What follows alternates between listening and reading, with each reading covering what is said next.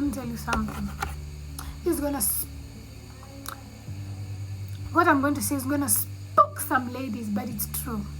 If we stayed long enough single, we wouldn't be calling out men the way we call them out every time. I think even sometimes these men get tired. Why are you calling out? Why are you always the victim? Before you entered that relationship, were you the right person for them before they became the wrong person for you? Did you stay single long enough to know the kind of traumas and the kind of healing you need?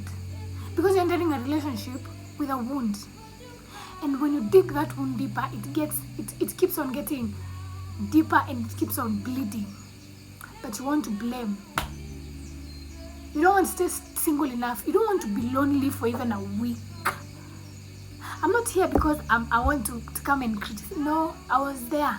I was a victim. I've always kept myself, oh, men are narcissistic, oh, he cheated on me, oh, men aren't this, oh, men aren't that.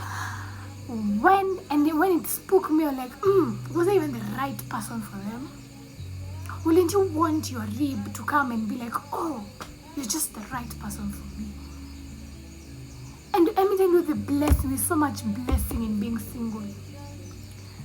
In this generation of where, someone said, we're in this generation of where we don't want to be lonely. We cannot afford to be lonely. We cannot even think of being lonely. If all these relationships and marriages stood before God, none of them would be standing. Most of them, 90% of them wouldn't be standing because you're not walking in alignment.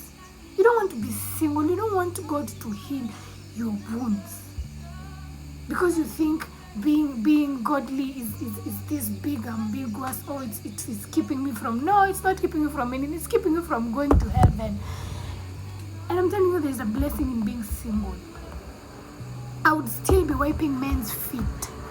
I would still be wiping their shoes, pleasing them anyhow. But I am single. I have rejected so many. It's not because I didn't want to be in a relationship, but I know my worth. And I know my identity in Christ. And I know what I want and I deserve. My friend told me it is foolishness to struggle for what you deserve. If you know you deserve good treatment, you deserve a godly man with alignment, a man who with a relationship with God, you wouldn't be struggling with a million talking stages, from church boy to another church man, from another woman to another church. No, you wouldn't, honestly.